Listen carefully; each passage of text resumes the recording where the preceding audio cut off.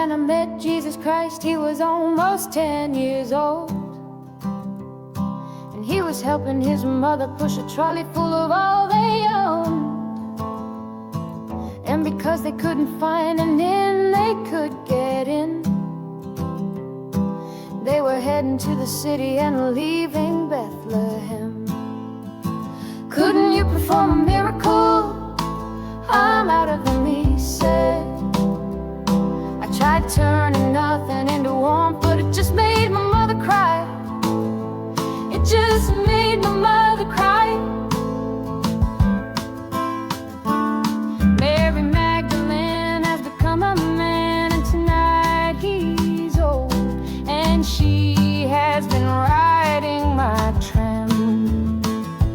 Now it's late and she's trying to sleep beneath a poster for a bank.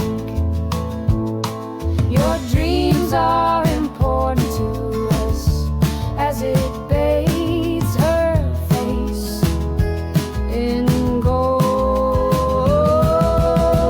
Come give us your natural gifts, we make wealth from toil. Come pretend for history's page that we're advancing Australia fair. Let's pretend that we're all advancing Australia fair.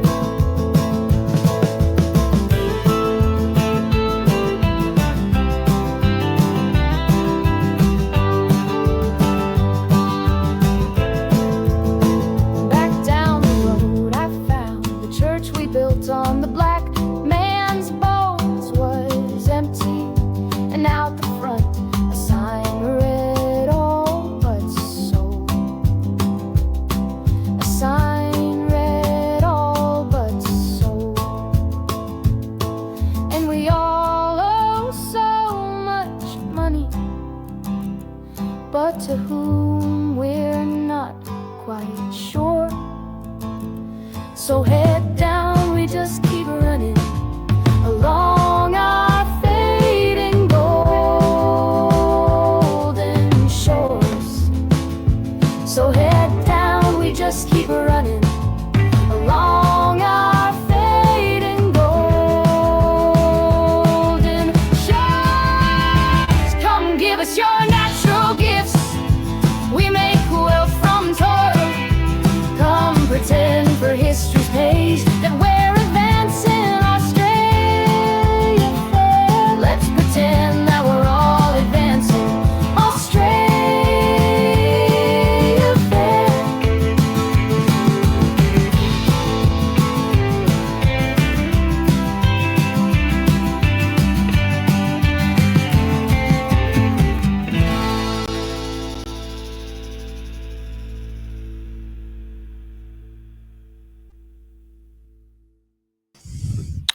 Good evening, everybody. So we all know what's going on with Desi Freeman, or we don't know what's going on, but we know it's a big thing around the country. And Four Corners did that special about sovereign citizens, and it's really hard to know what to do about that, because anyone who is basically in the movement, whatever we are, is now being tarred with that brush. And so through a friend of mine, I heard of another couple who were recently arrested.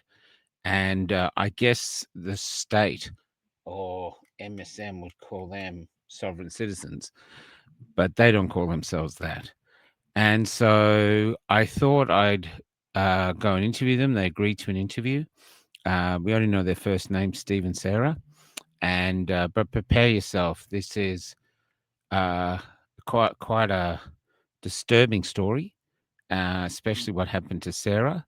But I really like them as people, great people.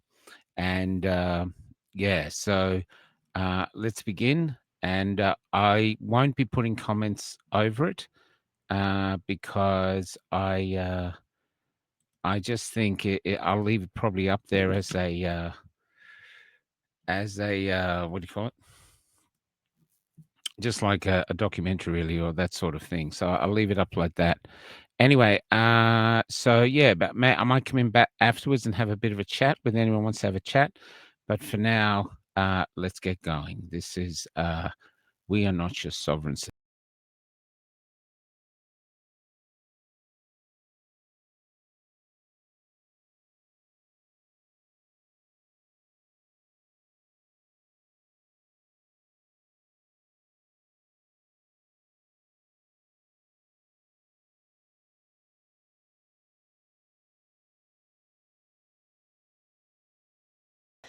Amazing grace, how sweet the sound that saved a wretch like me. I once was lost, but now I'm found. Was blind, but now I see.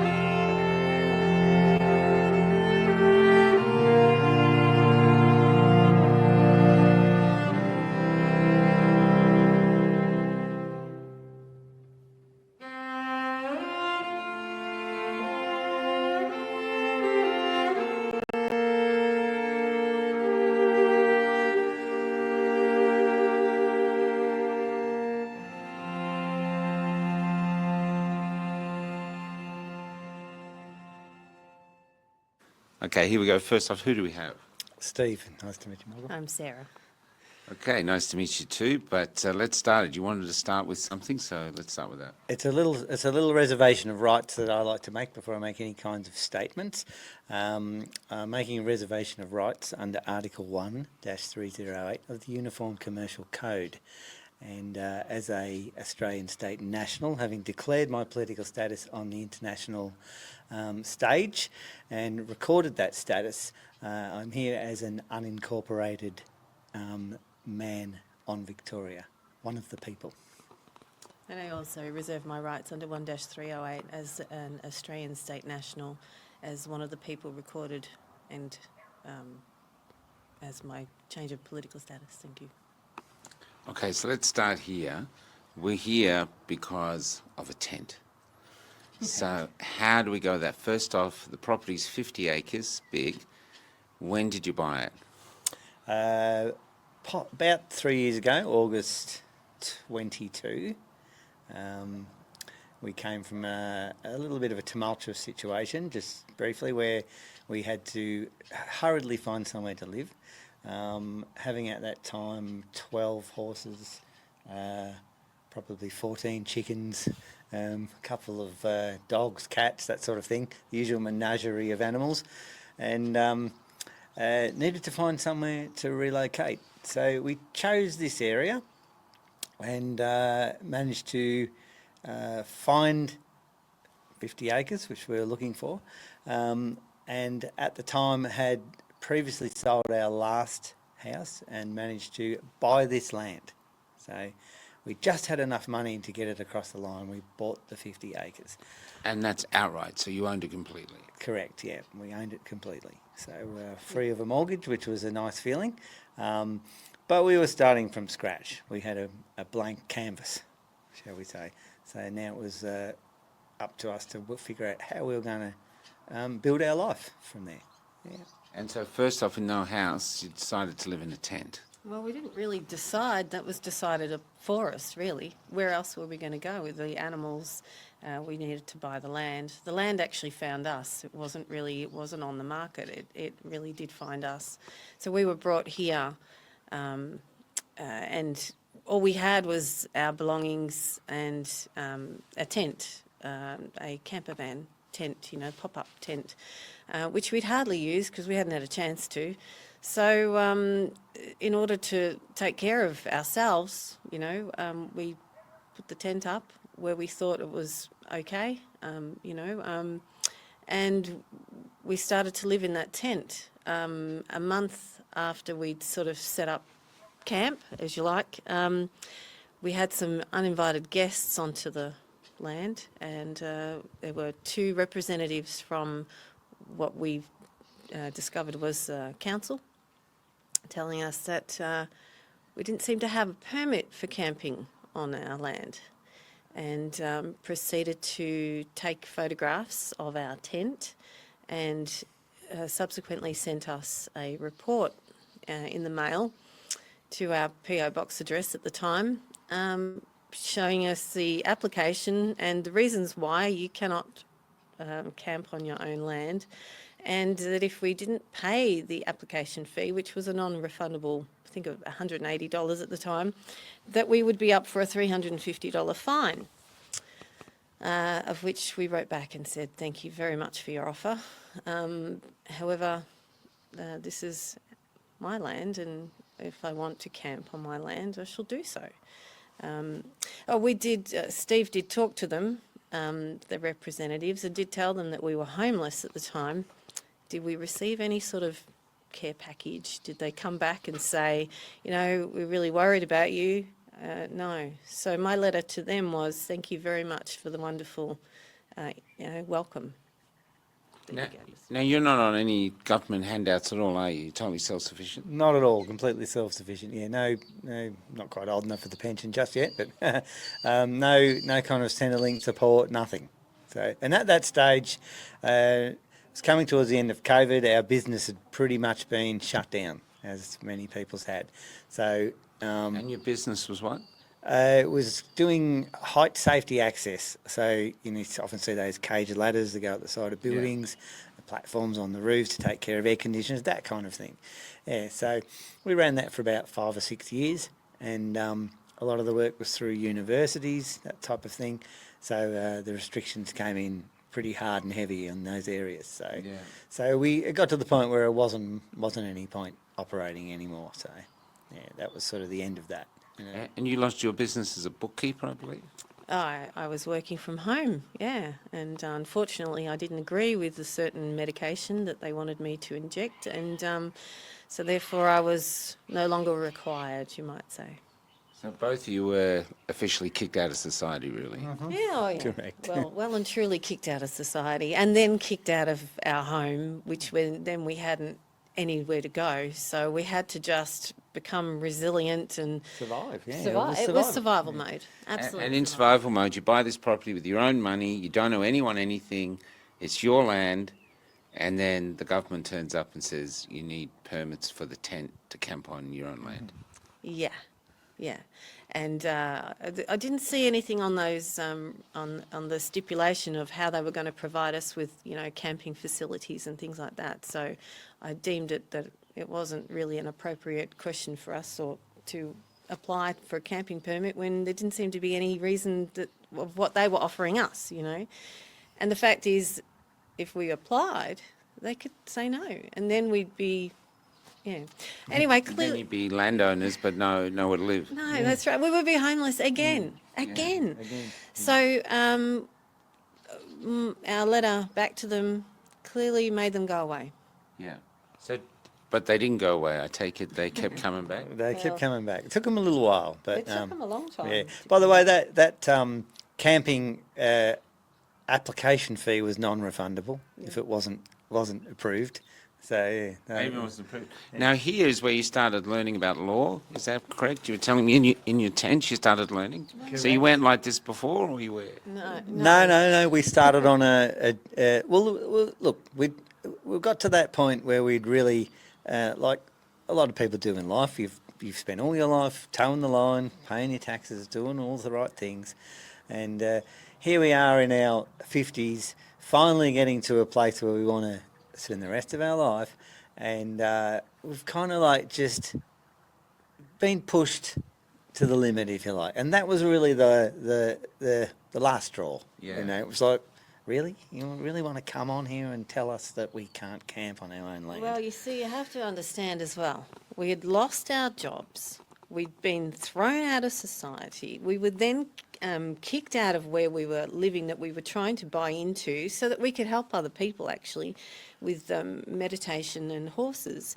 And then we were here in absolute survival mode, and it was winter. And people can recall that I thought, it's okay, it's the end of August, we'll be right. But that winter kept going, like September was winter still. So they came and it was cold and it was wet and it was miserable. But we'd also lost our deposit with the place we were trying to buy into. So now we have a solicitor who's not just allowing the finance clause to do what it's supposed to be intended, and has his client sign a rescission notice saying that we had caused the contract to end, which was false. So now we're without that money, which would have been helpful to buy something with a house already on it. So that money was going to be used to build or get something to become a house. Well, yeah, we could have easily have bought something that had a house on it, but as it turned out, all we could afford, and because we'd sold in a good market. Of course, when you go to buy something else, and we had to buy land for the animals. What do you do with 10 to 12 horses, right? Like, the cost of keeping them at an adjustment centre is just not viable. So we are now, as you can see, we're in a tent. We're trying to work out how do we get this money back. Our lawyer that we had representing us all of a sudden has just disappeared off the face of the earth, and trying to find somebody else to fill that void to help us doesn't seem to be working, to the point where I said to Steve, you know what, we have to do this ourselves. So you started learning the law. We did, yeah. It's been Welcome to the end of the She'll Be Right era. That's well, right. We didn't have a television. Yeah. Thank God for that. Thank Yeah. you. So what do you do when you're in a tent and you're on the land? And actually all we had was our mobile phones, which isn't great signal out here, but we started learning. We started reading a lot, and coming across different people, obviously on YouTube and things like that, and that's where it started. So we started to educate ourselves. And while you're educating yourself, the council has helicopters flying around the property. Yeah, on no less than 3 occasions with cameras mounted underneath.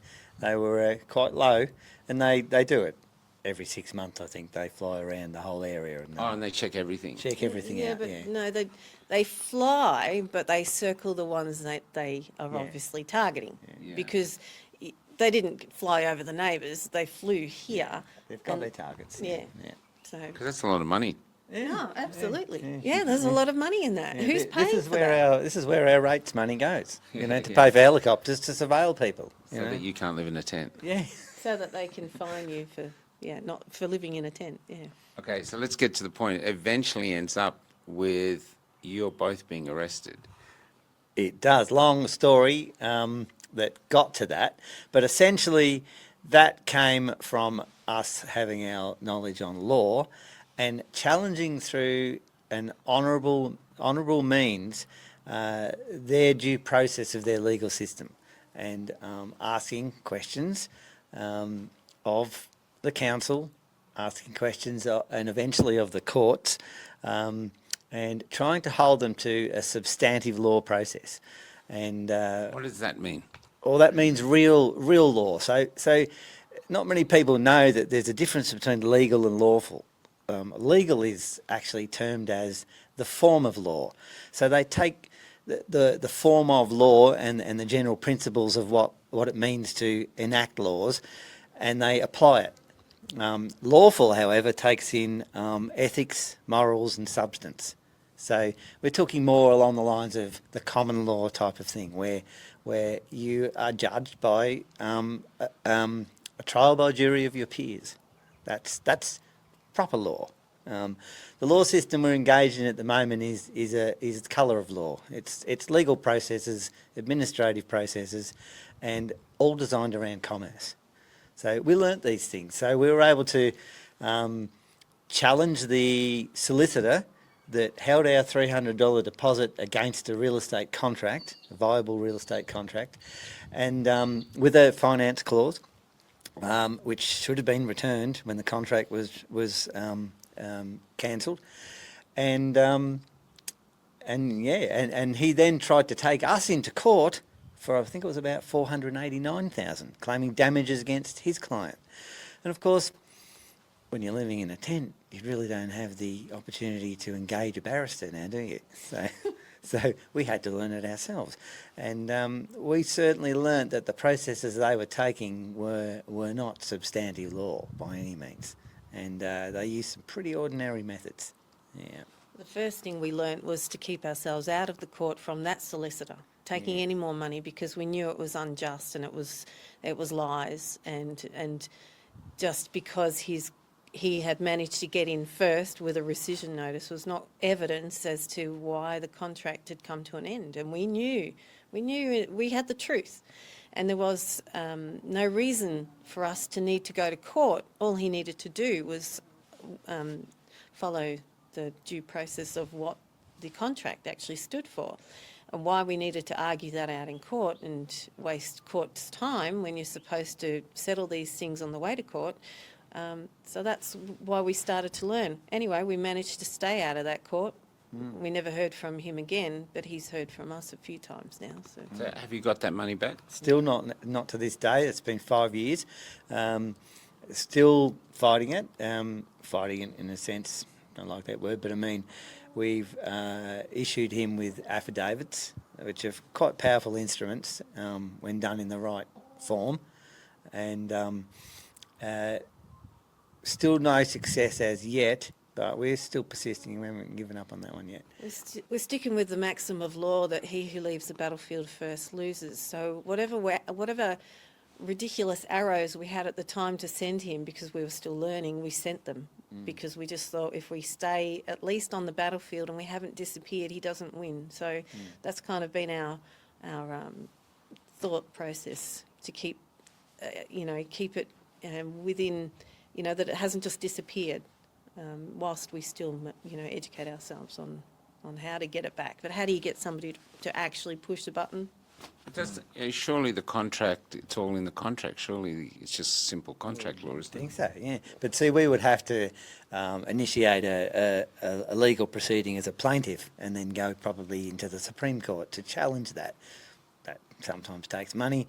But of course, when you realise how the courts operate, which is a lot about what we've learned, I won't say too much on this, but they are essentially, the lawyers work for the courts.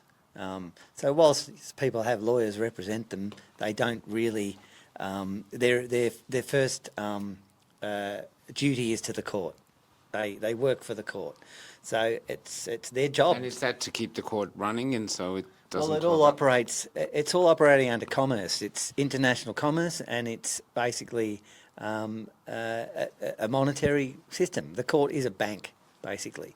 So, we learned a lot of these things, and then you start to see it in a little bit of a different light, why they act the way they do and why certain things go certain ways. But when you say you learnt it, where are these learned from law books, or are they learned from books, other people who are thinking differently? From books, and from people that generally have good knowledge on this sort of stuff.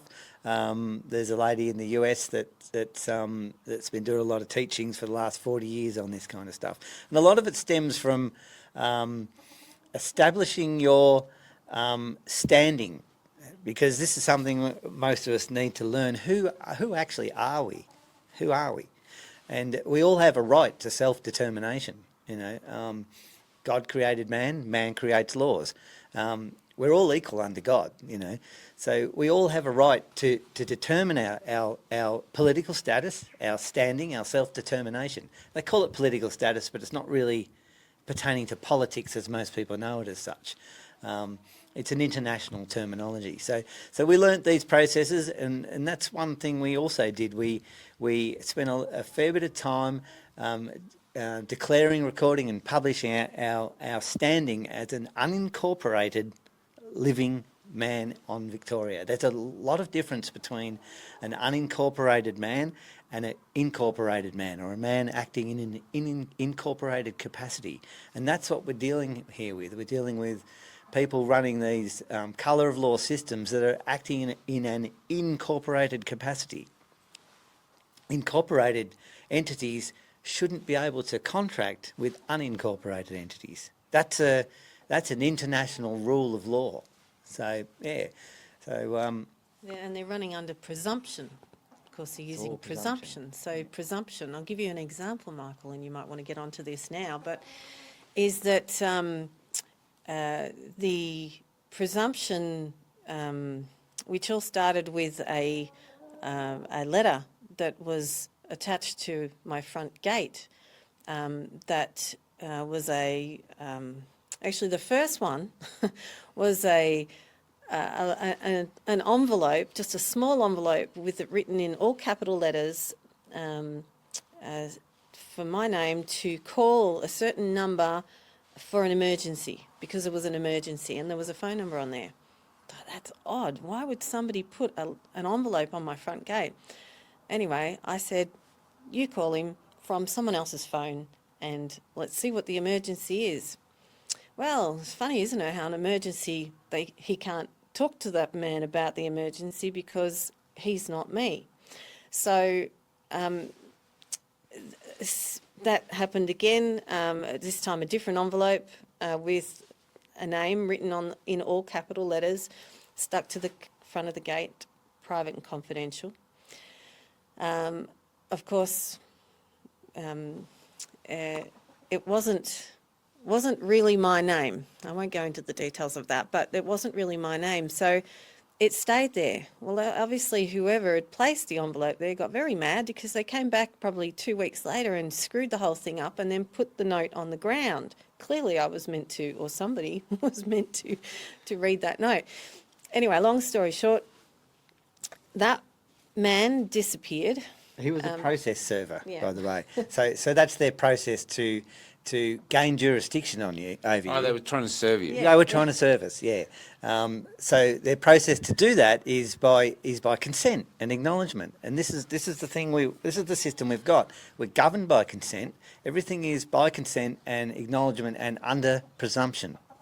They presume you owe something, you have to do something, and then they now have to get your consent to admit that you are attached to that thing they're presuming, and that's the process. So that one didn't work because serving, like leaving something on your gate, is that really serving? What is that?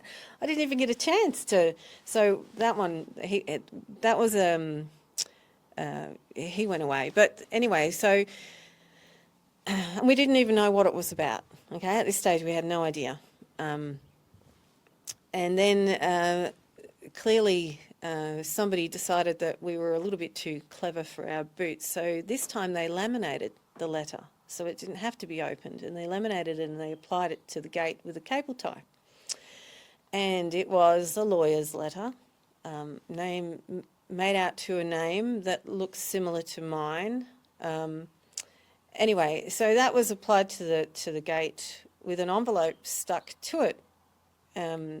Again, made out to, I believe it was an all capitals name, not sure.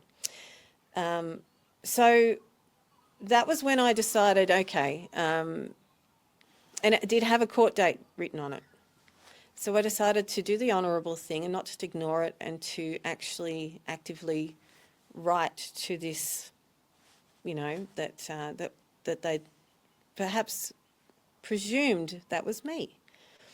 And this is where it all sort of then started. Clearly there was, and there was a court date written on this notice.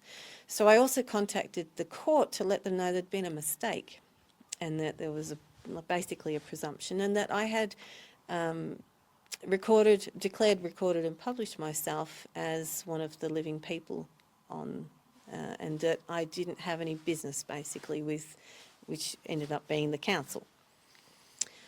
So that was the process I took. I did it honourably. I sent both the council. I even went into the council, gave them my documents to say that I'm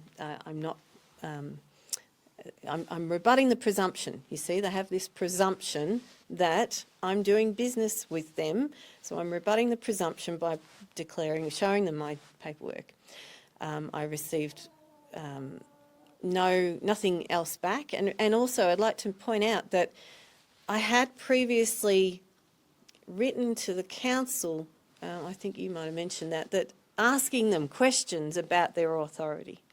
And all we'd received from them is a notice stuck to the gate again. Everything was just pinned on the gate with a cable tie.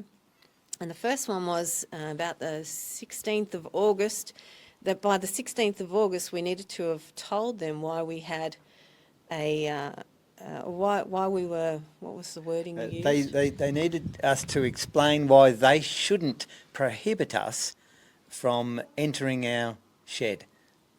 So by now you'd built a shed. So Yeah, at this so- point, we've missed that bit. Yeah. So we'd spent 11 months in the tent.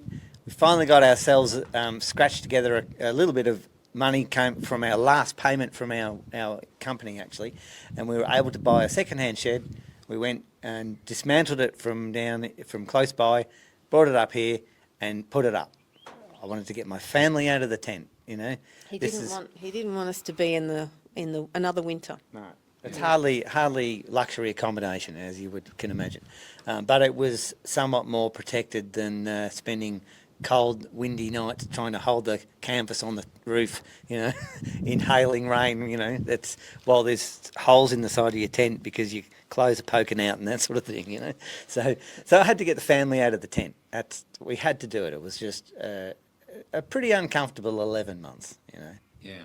You're going to bed fully clothed. Yeah, fully clothed. Yeah. Now the shed also didn't have a permit, I take it? Correct. Did you think of getting a permit just to get the council off your back from the start? We didn't really have the money to do it, and And we were hearing reports actually from locals that people were getting permits for certain sheds, you know, probably maybe bigger than ours, and it was costing them something like $30,000 to get the permit through. and an 18-month wait. So really, we didn't have that money.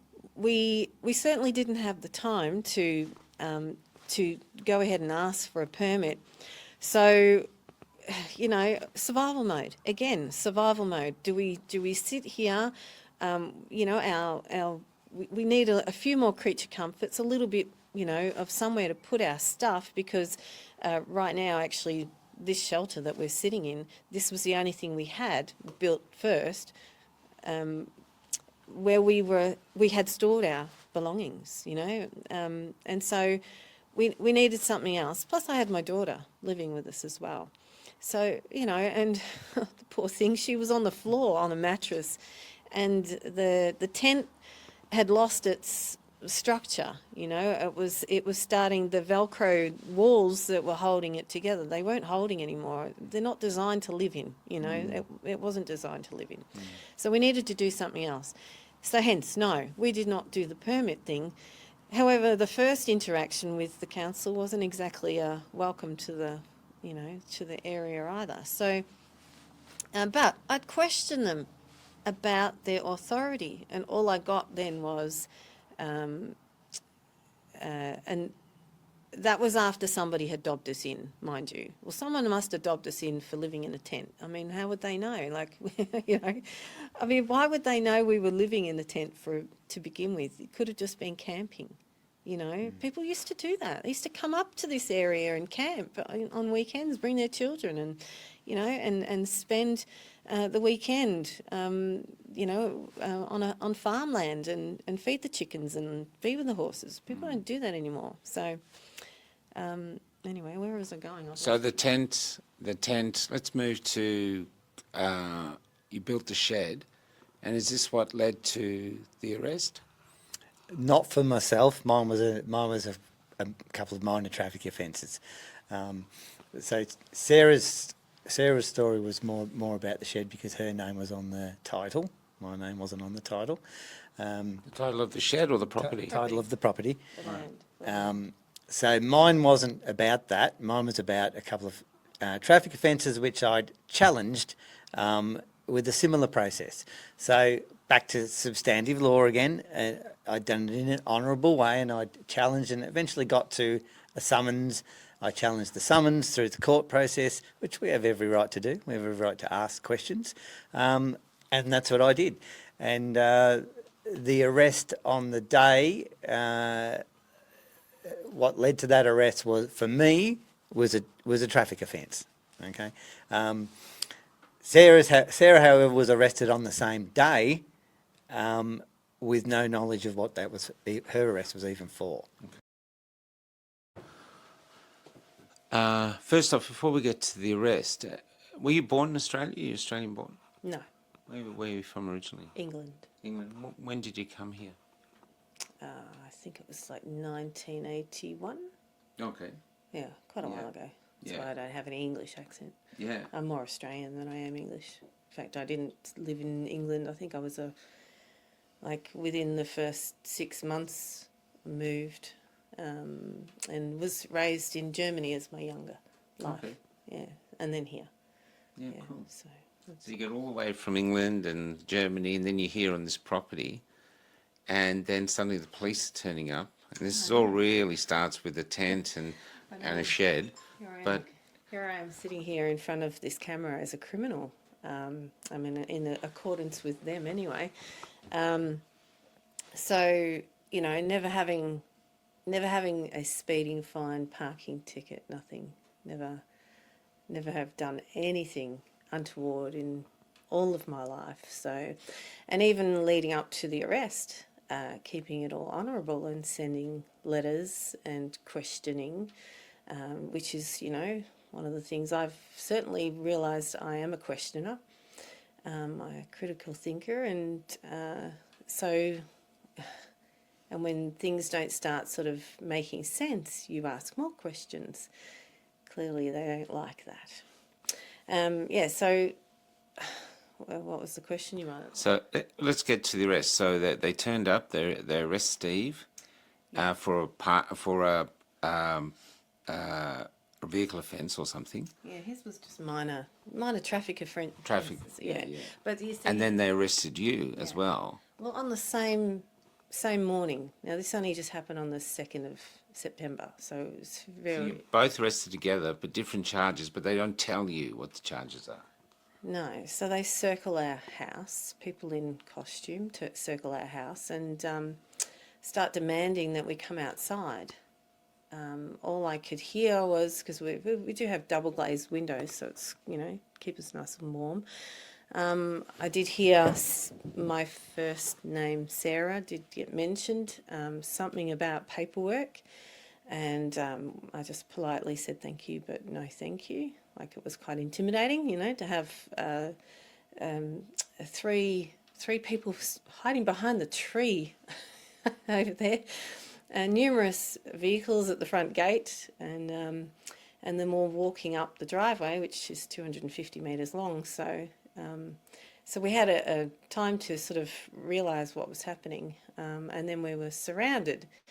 It wasn't long before they broke down the back door and came in and pushed Steve onto the ground, and forcibly, with a weapon drawn, a taser, and knee into the back, and smashed his head onto the ground and handcuffed him. Whilst they didn't do that to me. It was interesting. Like, I was just standing, and they arrested me. They said that I was under arrest. And when I asked what for, well, you know, was there, like, why am I under arrest? It was like weird. Like, why? How can two of us, like, you know, I knew we had been questioning for different things, but it was very much a combined organised event. And within 5 minutes of them standing outside, it was not, let's ask a lot of questions, let's, try and get to the bottom of this, try and coax them out nicely. Oh no, that was because of the time frame of them turning up and then coming in the back door. So I had bare feet at the time, and they'd broken the glass on the back door to get in. So they offered me some shoes and then promptly took me out the front door and handcuffed me. That's where they did the handcuffing outside. So again, I asked, where's the warrant? What's this about? And all I got was a very vague something about maybe it's council, maybe it's sheriff. That's it. So I reserved my rights. I said I do not consent to being put at rest. I invoke the law of kinds. I am an unincorporated woman living on the land and soil of Victoria, sorry. And I rebutted all presumptions because I knew it was presumptions, because not at one stage did they use anything other than Sarah. It was bizarre. I was like, well, this isn't kind of like how, I'd sort of expected it to go. Well, first of all, I didn't expect them to break in. So then they took Steve. He was ahead of me. The arresting man, armed assailant, I would like to call him, took him ahead of me, whilst I was being escorted across the paddock by two police officers. One to my right was a woman, and the other one I'd never seen him before. But so anyway, all I could say was I don't consent to this. They took me to my front gate. They expected me to, of course, have to climb over that because it was a locked front gate with a no trespass sign and an international law peace sign, which we have on our front gate. So I said I don't consent to climbing my gate. How do I do that? I've got my arms behind my back with handcuffs on. So they helped me to scramble over the poster rail fencing. They then took me to the back of a divvy van. I noticed Steve was already in there on his back with his arms behind his back, handcuffed. And I said, I don't consent to going into this vehicle. And then I was promptly pushed in. Luckily, I managed to get in and sit. So I wasn't like Steve. I was actually sitting in there with my hands behind my back with handcuffs. So then the door got closed and we got taken to an undisclosed area. Nobody told me anything. I had no idea where they were taking us. From my good sense of direction, I had a fair idea of. I was kind of surprised. I sort of went, right, well, it's not where I thought they'd take us. And then we ended up in an undisclosed, what looked like a brick enclosed car park would be how I'd say, like a garage, I suppose. Steve was taken out and I was left in there. 3.5 hours I was left in the back of a divvy van with my hands behind my back. And every now and again somebody would come and open the back of the divvy van and then they'd come and lock it again. So what do you do when you're in a divvy van for 3.5 hours? Well, I did have one stage have a lovely young constable, I guess he was, who stood and offered me some food. The only thing I took was water. And he did try, it was his job obviously to coax me out. However, I said thank you, but I didn't consent to being arrested. I didn't consent to being put into here. I don't consent to coming out. So clearly they left me in there. So as time sort of went on, he would leave me. He'd go off and do something else, and I noticed that there were some other people. I guess they were in some sort of a blue uniform. So in an undisclosed area, I was obviously being monitored. So I decided to sing, because that's what I decided, that, you know, it was quite painful. The shoulders were giving me grief, but I mean, what could I do, right? I can't take them off. So the first song I sang was Amazing Grace. And I have to say, the acoustics, the acoustics in the back of the divvy van, fantastic, you know. I mean, normally I would cup my hand, or I'd have some sort of a fold back.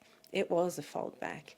And the brick walls that were beyond the back of the divvy van was also a wonderful, it just echoed. And that song just, it filled. And it clearly had an impact even on the people standing around. It must have resonated, I could see. Nobody told me to stop singing. So I would just have a break. They would, every now and again, somebody would bring me some water and have a couple of sips, because the last thing you want to do is go to the toilet in there, right? So I then started to sing again, and this time I sang Eva Cassidy's "People Get Ready." That was another good song, and then I sang a couple of more songs that we'd written. And interestingly enough, to watch the body language of especially the woman that was standing there.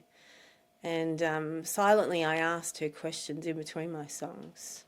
And I spoke to her silently, telling her what a beautiful woman she was, that she was really in a bad job.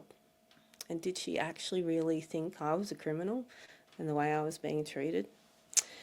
So after 3.5 hours and one lot of a group of 5 people came out and tried to also convince me to come and sign some paperwork. And again, I said, well, I didn't consent to being here. I have no idea why I'm here. Nobody seems to be able to give me any information. I don't consent to coming out, and I certainly don't consent to signing any undisclosed contract. They huffed and went away. I then did ask for a more senior man came out and gruffed and looked into the back of the vehicle and said, "What?" And I said, "I don't consent to being here. I'm just wondering, when are you taking me home?" And he said, "You're not going home. You're going to be shipped off to Shepparton. You're waiting a hearing." And I said, "What is that for?" He just huffed and left me alone. So again, I had no idea why I'd been arrested. I didn't know where Steve was, and I was still in the back of the divvy van with my arms behind my back. So and I know it was 3.5 hours, because I'd asked the time of the women that came. There were 3 women who came and said, "You're going to have to get out." I said, "I don't consent to being here, and I don't consent to getting out." They said, "It's OH&S risk for you to be in here."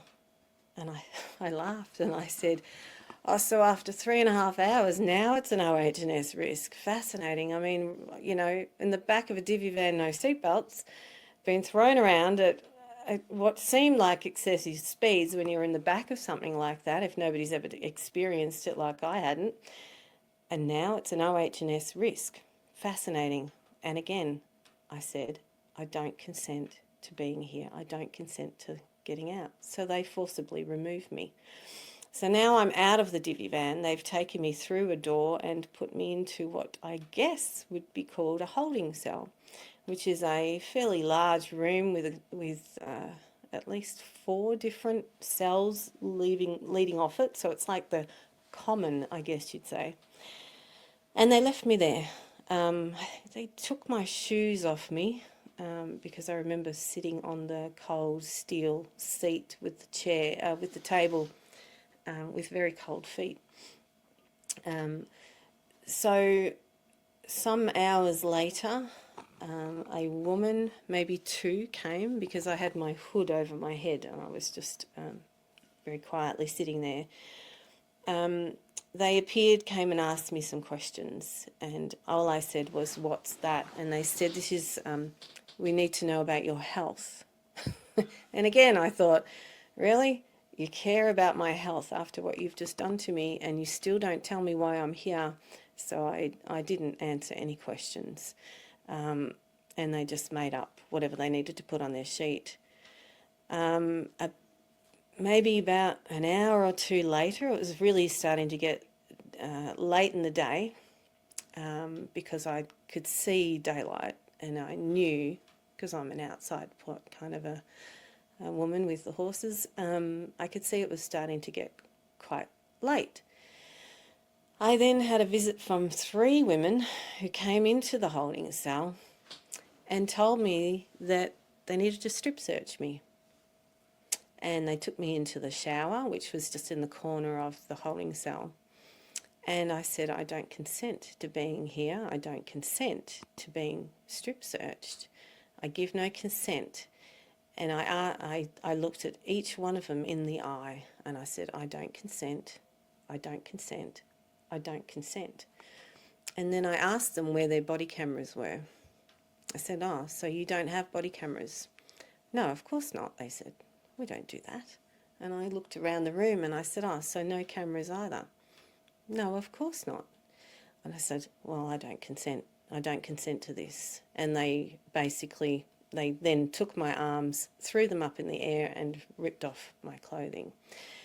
First starting with the top half, and as they did that, there was a taller woman behind me who had noticed me pushing my underwire bra, the wire, bloody things, every now and again it just pops up, and I was pushing it back down because it's uncomfortable. And she said, "She's got a wire." Like I've got some weapon. It's a wire. We're going to have to take that off. So they did. They removed, which they were doing anyway, but they didn't give it back to me. So in other words, they stripped me down to nothing and took my bra away and didn't give it back because it had a protruding wire, right? What was it like standing there naked with these 3 cops around you that just stripped you naked? Well, I And couldn't. still not knowing why you were charged. I know. Honestly, I couldn't look at them. I'd already done that. I'd looked at them and it was like, I think you go into a bit of a self-preservation mode, where I couldn't almost see them. I knew they were there. I knew what they were doing, but you remove yourself spiritually, I suppose, if you like, from that, what they're doing. And then they forcibly turned me around. They did the top half and then gave me back my T-shirt to put back on, obviously no bra, and then gave me my jumper to put back on and then asked me to do the bottom half. So, but again, I didn't do it. I put my clothes back on, of course, but there was no way I was doing that. No, I don't even know why I'm there. How ridiculous is this? I'm being held captive by armed assailants. I'm just going to say it how I saw it. I didn't even know where I was. It's only because I'm pretty cluey that I kind of figured out where I was. And they're taking my clothes off? Why? What for? It gets better than that too. I mean, then I'm told that because of that particular location not having been a manned area overnight, I'm being taken elsewhere. I still don't know why I'm there. What is the purpose? Who's arrested me? Like, who's ordered that? And who started this? Do you know what I mean? So very strange, really strange. And the whole time I was kind of expecting that there'd be some sort of, I don't know, an interview. So as the day got, starting to draw to a close, I was just like, okay, that's not kind of how I thought it would be. I mean, surely somebody would ask me who I am. Do you know what I mean? Because, it was just all presumption. all presumption that I was the one they needed. But for who? Who were they working for? Like, just bizarre. It was just a real surreal thing. But, like, you can tell by my story that I was at no point, and I'm telling you now, I was at no point belligerent. I never said anything bad. I had a great conversation with the young gentleman and he really was a gentleman. He was a gentle soul who spoke to me at the beginning, and clearly was his job to be nice to me, and he did a great job, and I enjoyed that. So let's get to so they put you on a bus to move you? So as soon as they'd finished their strip search of me, assault, they gave me my shoes back. I got to put them back on. They took me out, and it was just directly out and to the left and back into the garage place where I had been. Now there was an armoured vehicle. That would be how I would describe it. If I called it a bus, you would think, oh yeah, a bus. No. This is an armoured transport vehicle. Now I met with two men who you got to understand, I've just been strip searched, right? I've literally walked out 2 doors to get out to this garage, and there's 2 men, and now he's got one of those, To scan you? yeah, the scanner, the mobile scanner. And I'm thinking, you've got to be kidding. Like, what, they couldn't find anything on my actual, physical body, now they have to do that? But you see, what's happened is that they've now taken control of me, of the body, I should say. So now it's up to them to ensure that that under their procedures, they have to scan me for any weapons. They then tell me that I asked if Steve was coming, and they said yes, he'd be going on there too. And I did ask, now why am I being moved? And they said because they don't hold prisoners here overnight. Okay, great. So I'm now a prisoner, all right? And where am I going? You're going to the Melbourne, I call it the Melbourne Remand Centre, but I think it's called MCC, Melbourne. Yeah, that's about a 3-hour drive. Well, that's in the city. Yeah. I didn't know that. Now, you've got to remember, I don't know this. I find this out once I'm there, right? Yeah. And so I still don't know. I still don't know. So here I am being, checked over again, put onto this armoured vehicle and taken for a drive. And I'm sitting by myself. I could hear there's walls inside this thing, and they're all, high tensile steel, and all riveted to, you can't undo anything kind of thing. A really thick door. And I could hear voices in the back. So there was clearly 2 people, having a chat as they're driving along. And I'm thinking, oh, well, there's no Steve. But when I got put onto the bus, again, I sang to calm myself down. And again, I sang Amazing Grace. And I thought maybe he might have heard me if he'd been on the bus, but I didn't hear anything. So anyway, we're taken down, and it was night time. I could see out the window.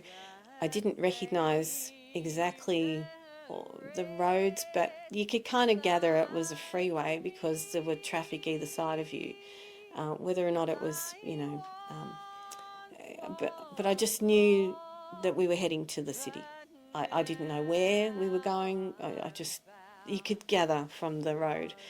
And it was noisy, very noisy in the back of that. Anyway, so we get taken to this one place. The people obviously in the back, and it was like a high prison walls where we were. We've got driven into this driveway where you could see the sheets of the walls and the barbed wire, So I knew it was a prison.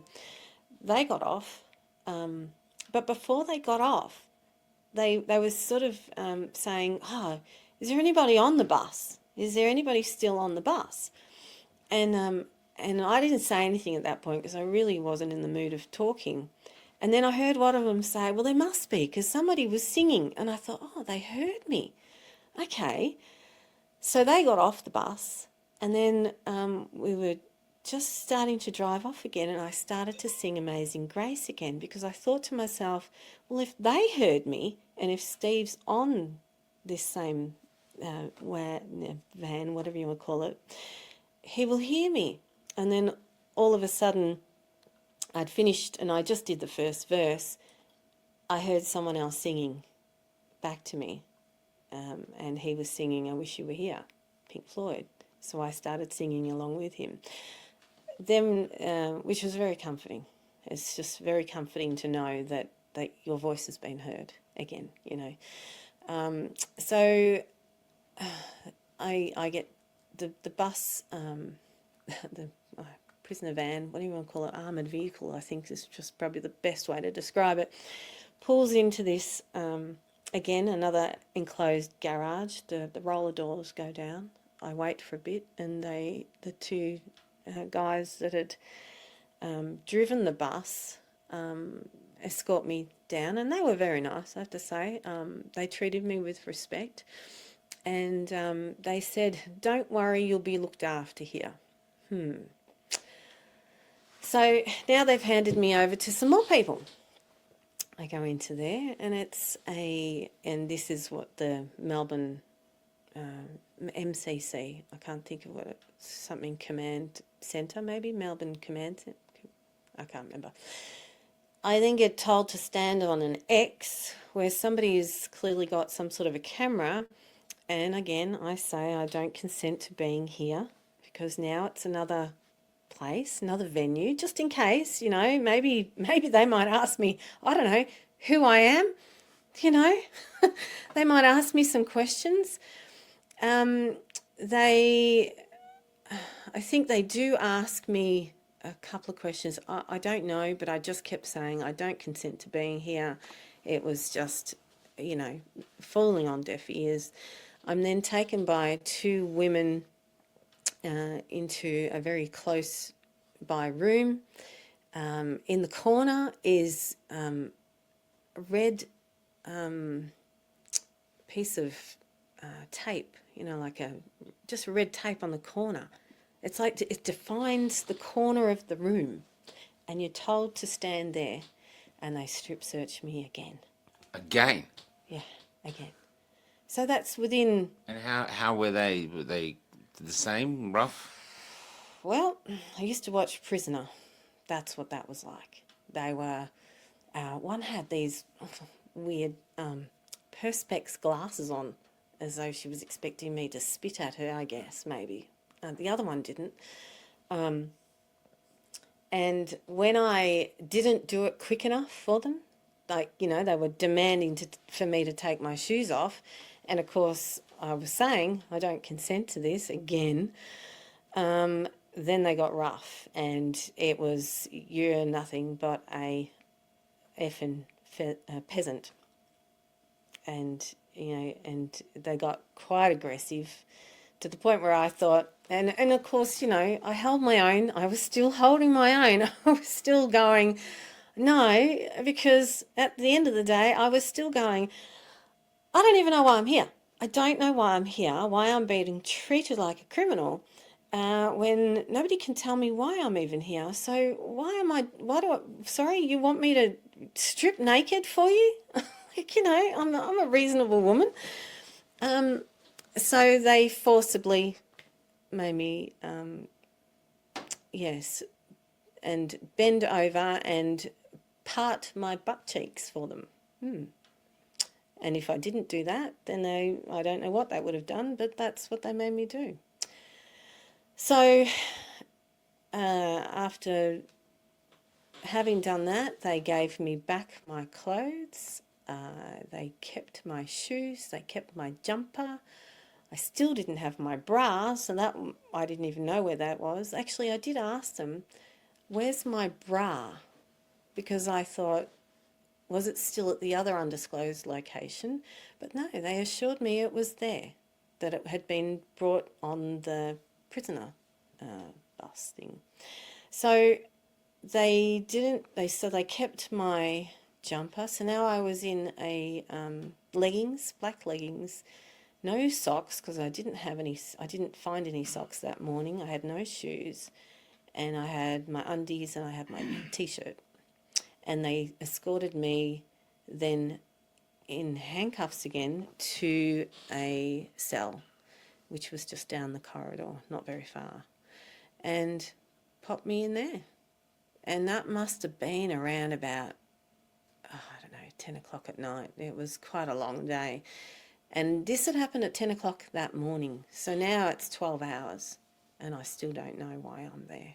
I still have no idea, and I have no idea what's happening. All I knew from that one senior man was they were obviously trying to organise some sort of a hearing. So gets to the hearing in the morning. So hopefully here's where you're going to find out why you're here. Well, no, actually, I don't know until 2 o'clock that afternoon. Oh. Yeah, 2 o'clock in the afternoon when somebody puts their head through the little, the only way, you've probably seen it in the movies where they drop the, the locked up thing. And I see a woman, Miss, your hearing's at 2:30. And I said to her, well, what time is it now? And she said I think she must have said it was 2 o'clock. So I knew I had about half an hour. Mind you, what do you do when you're in a cell by yourself? And no, not that I don't rely on my phone, thank goodness, I don't have that addiction. But I did have to rely on myself and my knowledge of the things I'd learnt. So, and of course, what do they have in that cell? A television. Oh my. That's like the worst thing you could put when somebody hasn't been watching television and you're forced to watch Channel 10 cooking shows and 4-letter game shows. Oh, how brainwashing is that? It's just so... Anyway, so I had used and the blanket that is on the bed, it's a horse rug. Like, that's the first thing I noticed. I went, oh my God, this is like... It's a what do we call it in the horse world? It's a ripstop canvas, a light canvas, white flag. It's like a flag material. That's what we call it in the horse world anyway. It's like a ripstop canvas sewn together, 2 lots of it. Not very warm, right? And don't forget, I'm only in a t-shirt.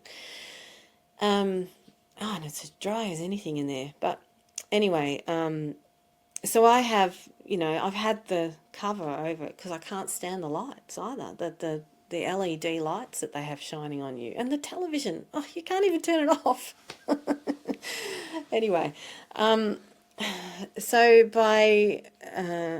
they'd offered me some food. I certainly didn't want to eat. I did not want to eat their food. And I thought to myself, no, I'm not taking any benefits. I will take water. And that's all I'm allowing myself. Plus, I was sick, feeling sick. Like, here I am. I still don't know why I'm here. It's now the next day. How long are they going to keep me? And they're the thoughts that go through your head. How long can they keep me? Who even knows I'm here? Yeah, wow.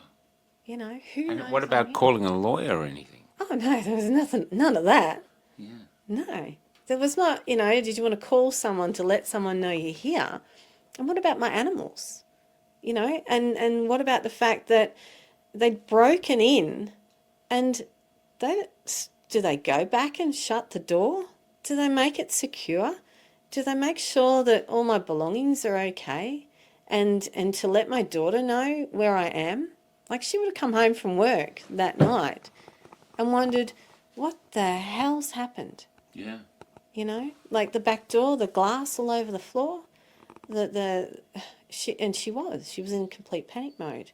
Thankfully, before they had broken in, we made some phone calls and we actually had some people here who didn't witness the break-in, and I think that's why they did it so quickly, but they witnessed what was happening, and thankfully they were able to somehow get in contact with her to reassure her that or at least tell her what had happened. So 2:30 in the afternoon, around about that time, I don't know, because there's no clocks or anything. I'm now escorted by 2 other prison officers. Now, you got to remember, this is a private corporation, just so that everybody realises. And I can tell you right now, it's quite interesting to observe. You're talking about the prison as a private group. In the prison. I'm talking about the amount of people that are working in that prison, that one alone. Like, they were non-stop. They were backwards and forwards, going, taking people. It was, just constant. And quite a lot of men, but but I had the women come and take me. So now I get escorted upstairs to this supposed hearing and taken into a room where, and I have the handcuffs taken off so that I can at least sit at the table, and there's a screen in front of me. You weren't handcuffed in the cell though, were you? No, you're not. You're only handcuffed when you're being moved. Yeah. Yeah. So no, thankfully. Oh, I don't think I could do that. So you're then put in a room where these 2 prison warden women stay with you, and I'm waiting, and I can see that somebody else is having some sort of a hearing. They're still finishing off on the last one. But I can recognise 2 names now on the screen. Now, remember, it's now 2:30 in the afternoon the next day. I was taken, it started at 10 o'clock the previous day. Now all of a sudden I know. But I've had to make that. I'm smart enough to figure out, it's council. Right. This is all for not having a permit. Well, this is all for not having a permit. But here's the thing, Michael, right? I contacted when there was, this notice attached to the gate that had a court date. So I didn't just ignore it. I wrote to the council. I wrote to the lawyer, explaining that I had corrected my political status and there had been a mistake. Now there was a mistake. I won't go into that, but and I had contacted the court. Now this is 3 months. 3 months later. Like, I had seen nothing else about it. So 3 months later, all of a sudden, there's a combined arrest of both myself and Steve, and he was minor traffic offences. So, what happened in the hearing? So the hearing, basically, it was actually, the hearing was to get me to sign what they call an undertaking of bail. Mm-hmm. Which I presume was what they wanted me to sign and come out and sign when they asked me to come out and sign some paperwork when they first were saying my name. But it's interesting, Michael, that paperwork never came when they took me outside my house. So, it didn't appear, it wasn't anywhere. And even when I asked for a warrant, nothing, no paperwork. And then even when I was being held in the divvy van, remember that there was 5 people that came, and they did say to me something about if you just come inside and sign some paperwork. And of course I said I don't consent. So they left me alone. So clearly I'm now being forced to consent. This is the only way I can put it. I'm now being forced to consent. Broken. They're trying to break me. Yeah. So I ask, why was I arrested? I asked the magistrate, could you please explain to me why I was put at rest and what this is all about? Because I don't know. I don't know why I'm here. Nobody seems to be able to tell me. Perhaps you could tell me. And crickets. Nothing. Can't tell me. What? So you've got a hearing. You've got me on television and you even can't tell me. So what's going on here? Clearly there isn't anything. It's just made up. It's just SMU. Shit made up. But they force you in there. Anyway, so backwards and forwards, I ask again. I keep asking. I stated I reserved my rights again before it started, and I said exactly what I had said when I was here, that I'm an unincorporated living woman on the land and soil jurisdiction, and I invoke the law of kind. So he basically said, well, you know, well, you need to sign this undertaking of bail or you'll be held here until the 11th of September. So that's 8 days.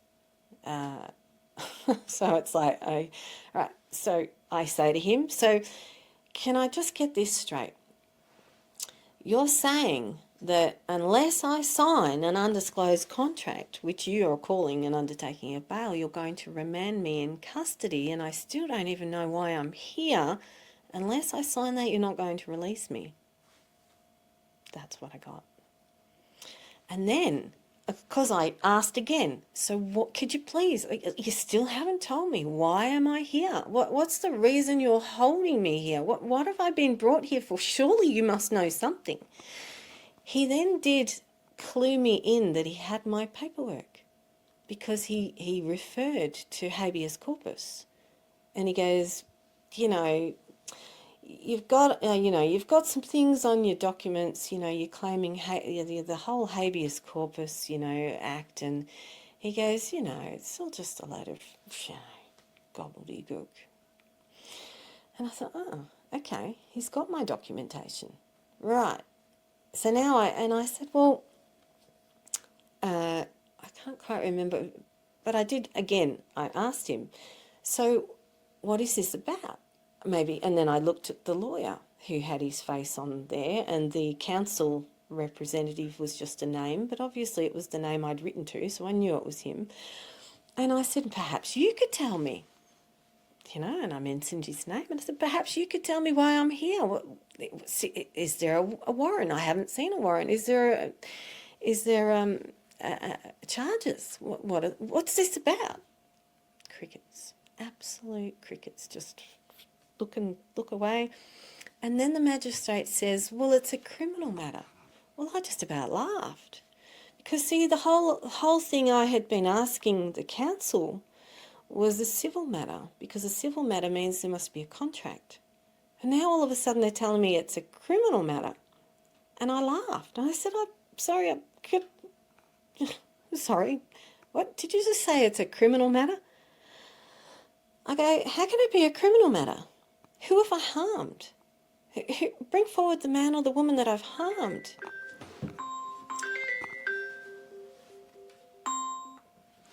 So bring forward the who have I damaged to be a criminal matter? How can this be a crime? So then I asked the solicitor on the screen, have I harmed you? Then I asked the gentleman whose name it was, have I harmed you?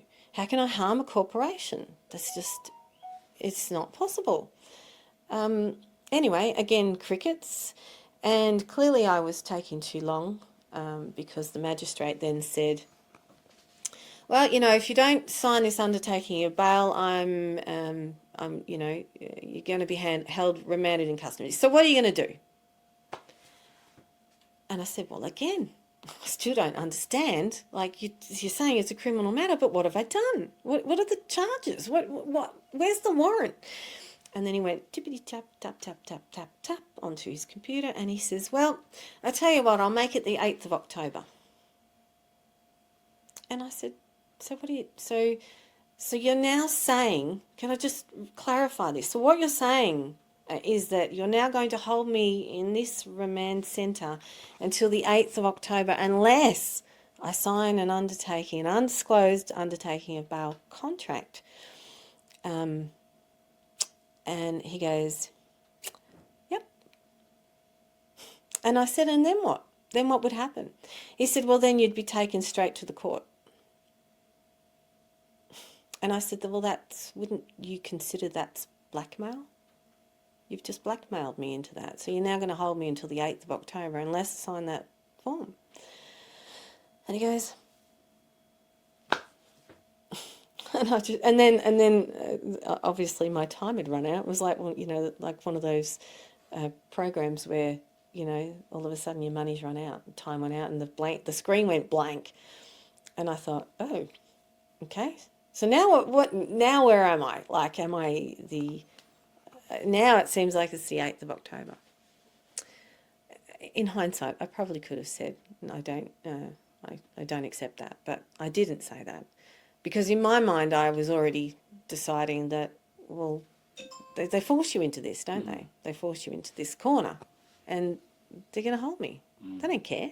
They don't even care who I am in that whole building under this private corporation. They have me in one of their cells, and they do not know who I am. They haven't identified me at all. They've just taken it because somebody else has told them that this is who I am, but even they didn't really identify me in the first place.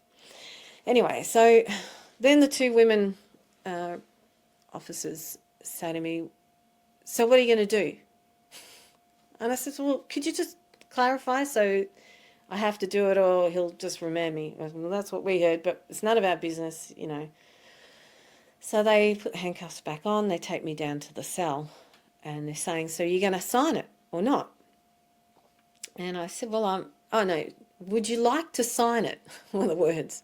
I said, I don't consent to that. No, I would not like to sign it. Well, then, of course, they opened the door and they were throwing me in. And I said, but given that I have no options right now, under duress, I will sign it. So they organised it. Some hours later, I got, a couple of hours later, I think, I got taken up by two other women security guards up in this weird lift where they lock you into this, it's like one of those mining lifts, really weird. Anyway, so it's not like a lift you would think, you know, it's like you go into behind a prison, a cage gated, just like you would expect in a mining shaft. That's how it reminded me of. It's all part of the theatre, I suppose. They took me upstairs to a counter where I was then presented with a piece of paper with a name I am familiar with, but in all capital letters.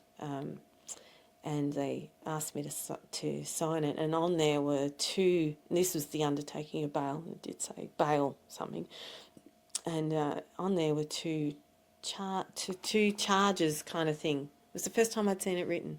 Wow. And that was my only ticket out. And what were the charges? Failing to get a building permit, and I actually can't remember the other one. It was like a one... So you've been strip searched twice, held in jail for almost 24 hours. Well, it was now... It would have been 4:30 by the time they actually let me go. So all of that for a building permit for a shed Yeah, building on your own property.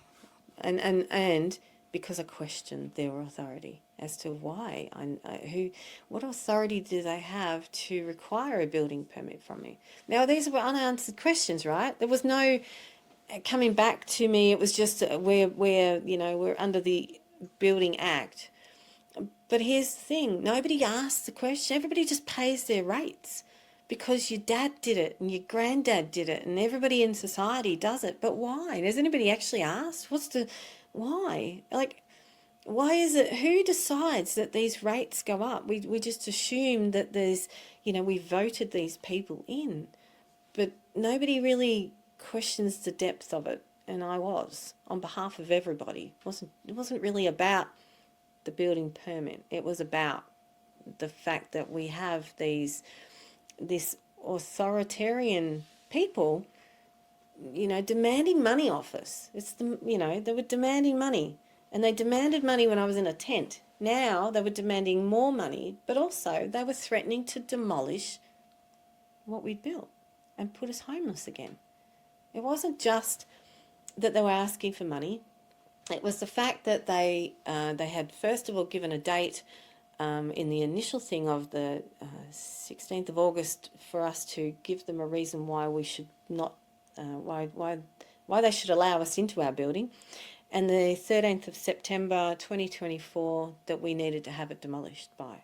So it was already decided then, this time last year, that we should demolish the building. And it was all because they said they'd done an inspection, which they never did. So why should I just do as they say when they've not done the right thing themselves and I'm questioning them for it? Clearly this is their way of teaching me a lesson. And I have to just tell you this last bit, Michael, that it didn't just finish there. The humiliation didn't just finish there.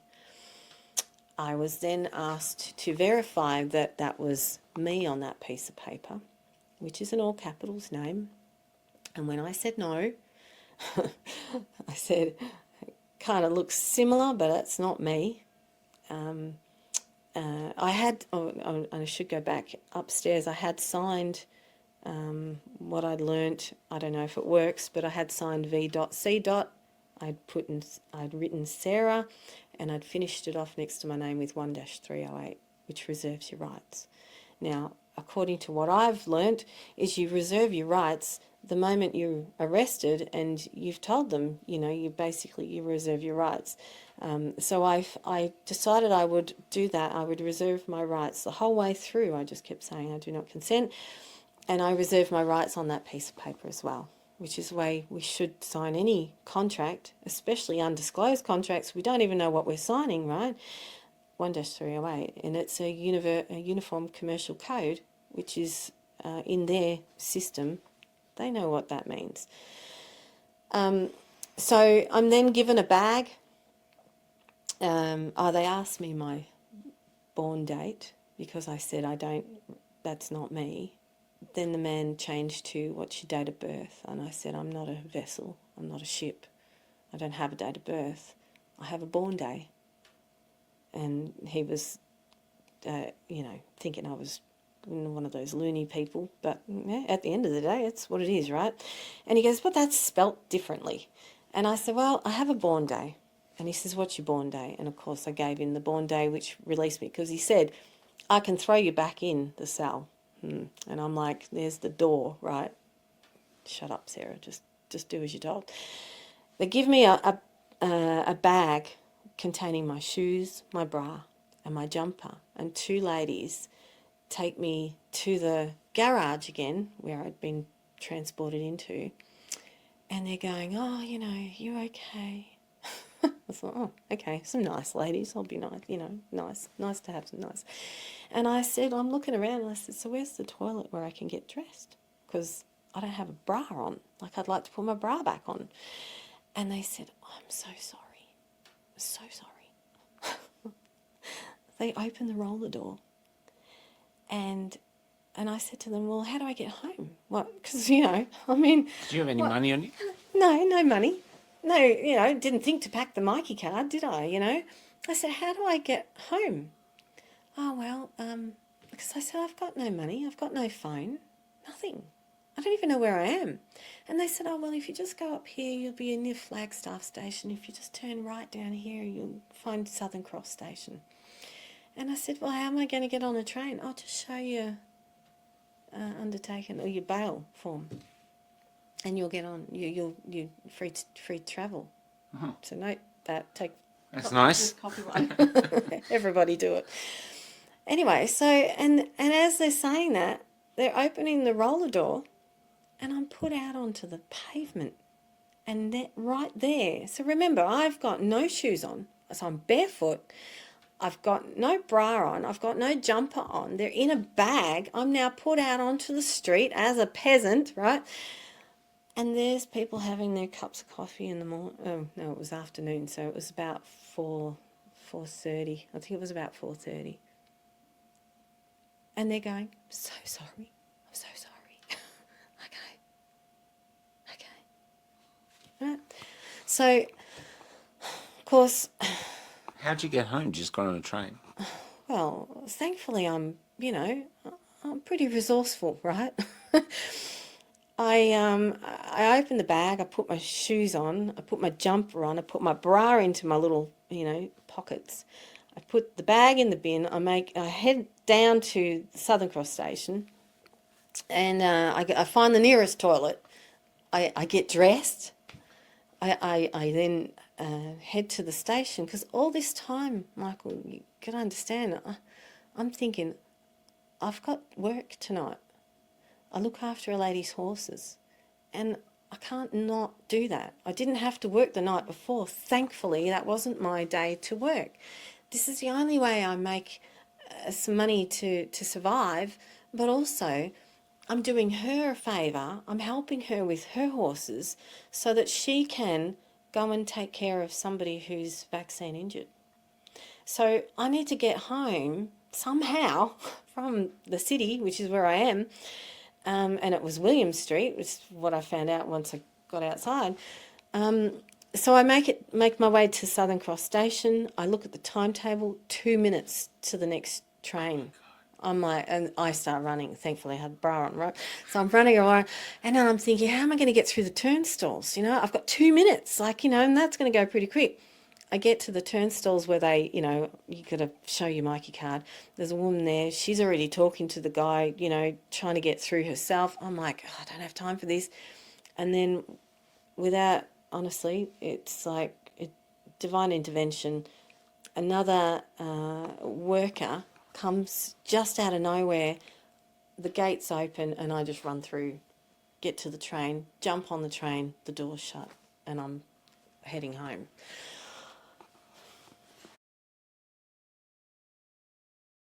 So we're all of the vintage where we're born into the she'll be right era. Would you agree with that? Absolutely, yeah. Of course. Yeah. We actually lived what we thought was a pretty cruisy, happy life, didn't we? Yeah. We've had a good life. Yeah, Well, I definitely. you know, before I met you, it was certainly a great life. I know. Thank you very much. Yeah, can we cut that? No, that's great. But that's what it is. So now, and like you said, you've never been in trouble with the law. I've never had any trouble with the law. Squeaky clean. And then suddenly we're in this thing where we're getting shot by rubber bullets. We're locked in our houses. Everything's going crazy. So you would expect that there was a motivation for some people to go, what are our laws? And so wouldn't you think this is maybe why so many people are studying the law like yourself? Well, definitely, it's a case of it wasn't getting solved by any external means. So, what is really going on here? You know, let's have a look at why. Why are these processes becoming so oppressive like this? So for us, that's what we did. We started looking at it and trying to figure out why we're being governed this way, if you like, and realising that whilst we had all those days that were she'll be right, hey, we've probably neglected our duty to take some responsibility for our own situation. Yeah. So it's like it's our fault in a way. Now we're paying the price. It is. But here you are. You've got a family living in a tent. It's freezing cold. You want to house them. It's going to take you 18 months and money to get the permit. And so the state's basically going, because you have to either freeze to death or leave your property and be homeless. Yeah, well, where's the remedy? Where's the resolve for that? That decision that they decide to make. You know? So survival mode is, and I'm sure anyone would think like this. I need to protect my family. I need to make sure they're not going to get sick from being exposed to extreme conditions. And those 10 months in that tent were pretty extreme. Yeah. And we just thought, yeah, look, we're past the camping novelty now. You know, asked me to go camping now, and I wouldn't be too keen.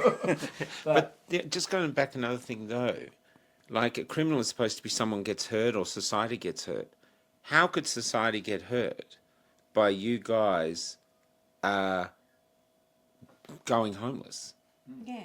Just to adhere to these bylaws, whatever they are. You guys, the only people who will get hurt is you guys, homeless and freezing, while you own all this land that you can't do anything upon, because even though you've bought it with your money, the council's basically come and go, no, it's not yours. No, it's not ours. But the other thing too is that, you know, we've been giving. We always give. Like, you know, we don't have money to give, but we give our time.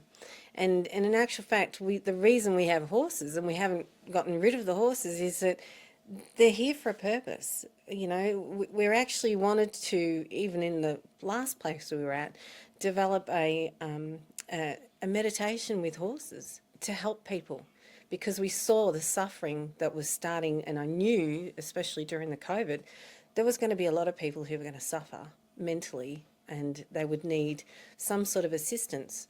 So the horses actually, you know, are our tool for helping people. So this is why we ended up on 50 acres. Sure, we could have, you know, gotten rid of all the animals, but the whole thing is that we're giving people, and yet we found that everybody just kept taking. Like, we lost our business. I lost my job. We lost where we were living. We lost, you know, a roof over our head. And yet the council come onto the land and just want to take money. They didn't even offer a survival package or any, I don't know, dried food or assistance. It was just take, and then the solicitor not, you know, returning our money. It's just like, come on, what is wrong with this country? What is wrong? And why is it that we just don't seem to be able to protect ourselves? And when we can't rely on the legal system to help us protect, because they're the ones who've stolen from us as well, it's time to learn, what's wrong here? How did we get here? How is it that, you know, we're in a completely new community? We don't know anybody, but thankfully we've met a great group of people, like-minded people. But how do you, you know, you get to a point, you really do just get to a point where you just go, that's it. I mean, unfortunately, because we still are giving people, we don't hold resentment, you know, we just want to know what is right and what's wrong, and what's gone wrong, because this isn't just for us. You know, there are other people out there. I know of one guy who's had his tiny home destroyed. He got arrested, and the council came and destroyed his tiny home. He's not the only one. We're not the only ones. This is happening elsewhere. It's even in the newspaper. They gave us pre-warning that this was going to happen. And so, but why? Why are they making us homeless? And the homeless are having in Brisbane, the homeless had all their tents removed. So they're like going, you're homeless, but you can't stay here. Yeah. I even met another old guy. He was living in a car park, and he said the police come to move him on. He goes, I can't afford the fuel to move anywhere, you know. So it's like they're attacking the problem or the symptom, which is homelessness, and ignoring the problem is why we got so many homeless people when they've been hardworking all their lives. Why we got here? But can I ask you another question? This is a bit harder. Now, people are going to say that you're a sovereign citizen. So what do you say to that? I tend not to acknowledge that really, because I don't want to give it any I don't want to feed that. I don't want to give it any credibility, because we've all heard the terminology. It is definitively an oxymoron. If people know what sovereignty really is, and they know what a citizen is, those two words don't marry. You know, this is a media campaign that's it's targeted and directed for a reason. You know, I try not to give it any credence, any credibility. I won't acknowledge that it's anything, because and I'm certainly not buying into any of that. You know, so it's just a ridiculous term. So all you'd see yourself as an Australian. You've been here most of your life, or probably all your life, and here you are trying to understand what actual laws do I live under. Now that I'm affected, I want to know, and you're finding that things aren't as they appear on the page. Well, they're certainly not, and it's the system is a contrived process, and it's not designed to really give us any rights. We think we've got rights, and people talk about the Constitution, and they talk about the Bill of Rights, or they talk about all these sorts of things, but we're defined by the governments as things that can be manipulated, and until we realise that we gain our self-determination from in here, we need to do that. We need to understand who we are and what our purpose is, and it essentially is to live in a harmonious community and care for each other. I mean, where's the caring gone? Where's the community togetherness? You know, this machine keeps trying to divide, and we have to not feed that. We have to make sure we come together, and that's the only way to survive, really. Anything you want to add to that? That was pretty well said. I thought it was well said. It's really hard to come back from that one. But both of you now, and this is ridiculous, both of you now are on parole. Yeah. Or on bail. Bail. Yeah. I know. Oh, bail, sorry. Bail, yeah, bail. bail. I don't know, yeah. I'm on bail. I know, I'm a criminal. And yet, you know, all I'm trying to do is try to work out where everything kind of went wrong. And I'm actually here for the community. But just back up though. So you've got criminal charges. Do you want to read out the definition of criminality? Well, a criminal offence is an act that breaks a specific law and is considered a wrong against society as a whole rather than just an individual victim. So just saying that. So you're on bail as being and you've got criminal charges against you. Apparently. Yeah. And yet, just to clarify, all you did was try to get your family out of the cold on land that you've bought and paid for. You own it. So you own the land and you just wanted a shed to get your family out of a dying tent into a shed so they'd be warm in winter. Yeah. And now you're on criminal charges. I'm a criminal. Where the council could have come along and said, oh, look, just pay that fine and we'll figure. But instead, Yeah, there was no. they've had you strip searched twice. Yeah. They've taken it straight to. They've just. You know, if anything, it's ruled by the iron fist. Don't bring me into the council office and sit me down. Like, where's that human element gone? No mediation or anything. No. I mean, I wrote to them. Why didn't they write back? All they did was threats. It's just threat after threat after threat. I've done the honourable thing. I haven't threatened them. I wouldn't threaten them. I'm a reasonable woman. I've paid my way through my whole life. I've worked hard. You know, I've paid my taxes. I've paid for the land. So you didn't deserve what happened to you? Nobody deserves what happened to But me. you didn't deserve And what happened. I didn't deserve it. I didn't do anything to, I sang to them. I was nice to them. I treated them with respect, and I still do. In fact, I would invite them here to do a meditation with horses, because clearly they have an internal battle going on. They have an internal battle because they cannot feel right about that. When I did not consent, there has to be a point where there's an element within them that says, no, I don't really agree with what I'm doing. And I saw it in the eyes of one of those women that I sang to. I saw it in her eyes. She couldn't look at me as though I was a criminal. She can't. They can't. They can't look at me and say you're a criminal. They just can't, because I'm not. This whole thing about sovereign citizens, I know you don't agree with that, but that's how they're trying to paint you guys. And they're trying to paint it as people that don't want to follow any laws, make up their own laws. That's how it's been sold.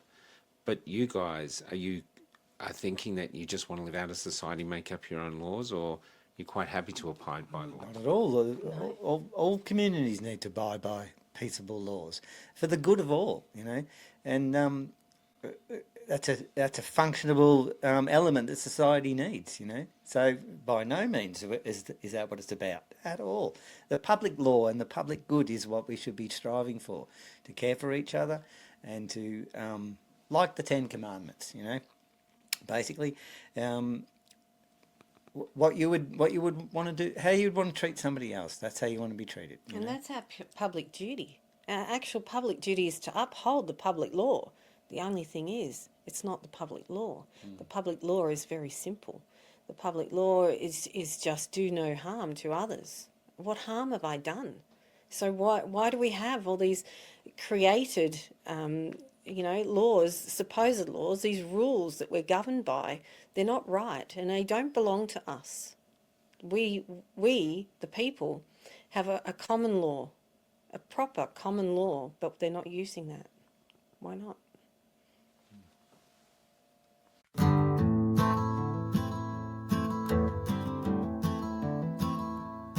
When I met Jesus Christ, he was almost 10 years old, and he was helping his mother push a trolley full of all they owned. And because they couldn't find an inn they could get in, they were heading to the city and leaving Bethlehem. Couldn't you perform a